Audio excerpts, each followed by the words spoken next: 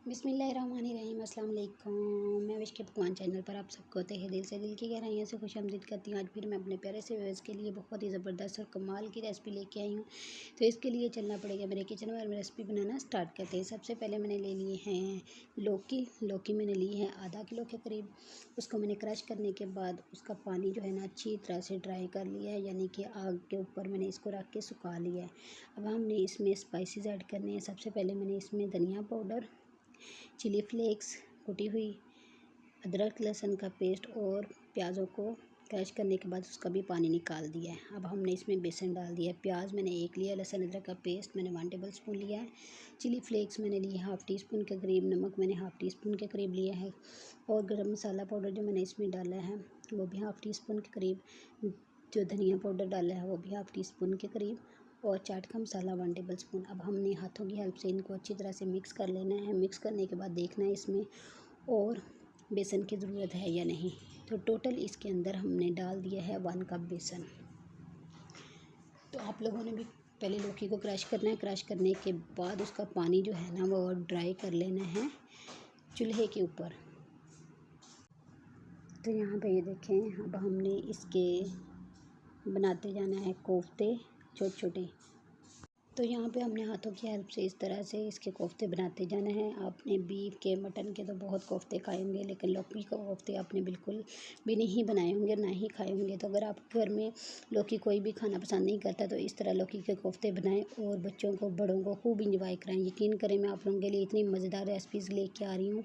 तो आप लोगों ने मेरे चैनल को सब्सक्राइब करना है। मैं सुबह शाम वीडियो अपलोड करती हूँ, लेकिन फ्राइडे को और संडे को एक वीडियो अपलोड करती हूँ, लेकिन आती मेरी डेली बेसिस पे है वीडियो। तो आप लोगों ने मेरे चैनल को सब्सक्राइब करना है, वीडियो को लाइक करना है, फैमिली मेम्बर के साथ शेयर लाजमी करना है।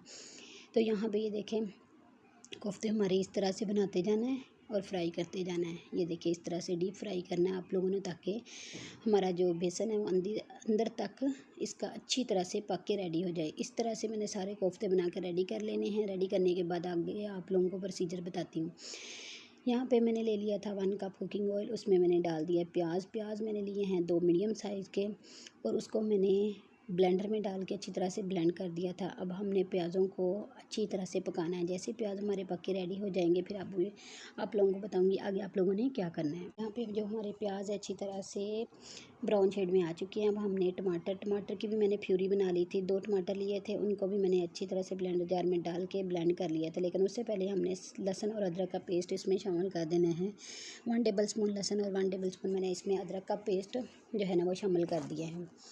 तो अब आप लोगों ने इसके साथ भी इसको अच्छी तरह से पकाना है। इतना पकाना है कि ये जो लहसुन अदरक का पेस्ट है ना वो भी, इसकी भी खुशबू आना स्टार्ट हो जाए। जैसे आना स्टार्ट हो जाएगी फिर मैं आप लोगों को आगे बताऊंगी आगे आप लोगों ने क्या करना है। तो यहाँ पे हमारा लहसुन अदरक का पेस्ट भी अच्छी तरह से मसाले के साथ खुशबू आना शुरू हो गई है। अब हमने टमाटरों की प्यूरी डाल दी है। टमाटरों की प्यूरी मैंने आप लोगों को पहले बताया, मैंने 2 टमाटर लिए, उसको अच्छी तरह से ब्लेंड कर लिया है। तो यहाँ पे टमाटरों की प्यूरी बन के रेडी हो चुकी है। अब हमने इसमें स्पाइसेस ऐड करने। सबसे पहले मैंने नमक डाल दिया हाफ़ टेबल स्पून के करीब।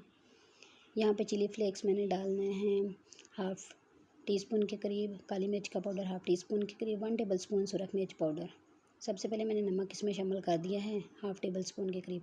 अब हमने मसाले के साथ इसको अच्छी तरह से इसकी बुनाई करनी, इतनी बुनाई करनी है कि ये रेडनेस शेड में आना स्टार्ट हो जाए। जैसे रेडनेस शेड में आ जाएगा फिर आप लोगों को बताऊँगी। यहाँ पर माशाल्लाह देखें ये रेडनेस शेड में आ चुका है। अब हमने इसमें डाल देना है दही मैंने हाफ़ कप के करीब लिया था, उसको मैंने बीट करने के बाद इसमें डाल दिया। जैसे हमने दही डालना है तो अच्छी तरह से इसको इस तरह से बीट करना है ताकि इसमें दही हमारा जो फटे ना।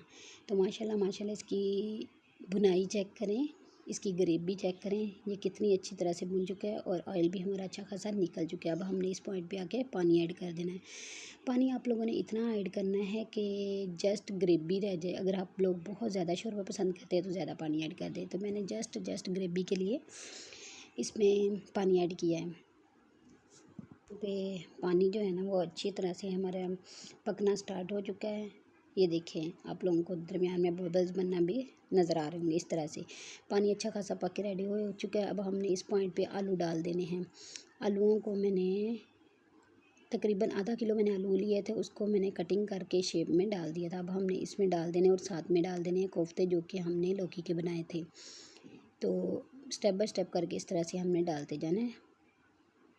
और हमने इसको पकाना है अच्छी तरह से मसाले के साथ। यकीन करें ये इतने मज़ेदार, इतने क्रिस्पी और इतने टेस्टी ये कोफ्तों का सालन बन के रेडी हो जाएगा कि आप लोग हैरान हो जाएंगे ये किस चीज़ के बने हुए कोफ्ते हैं।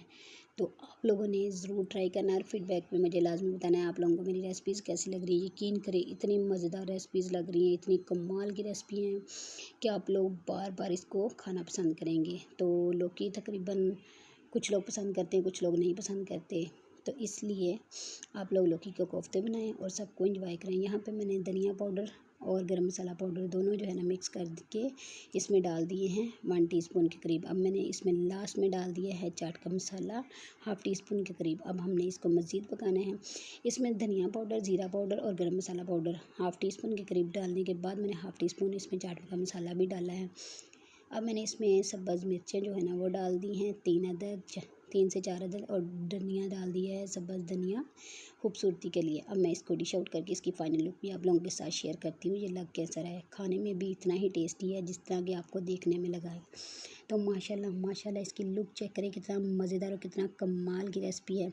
यकीन करें मैं आप लोगों के लिए डेली इस तरह की मज़े की रेसिपीज़ लेके आया करूँगी। तो आप लोगों ने मेरे चैनल को ज़्यादा से ज़्यादा सपोर्ट करना है, वीडियो को लाइक करना है, फैमिली मेम्बर के साथ शेयर करना है। तो चलती हूँ, दुआ में याद रखना, लौट के फिर आऊँगी मज़ेदार सी रेसिपीज़ के लिए। तब तक अपना रखिए बहुत सारा ख्याल। फ़ी अमानिल्लाह एंड अल्लाह हाफिज़। Thanks for watching.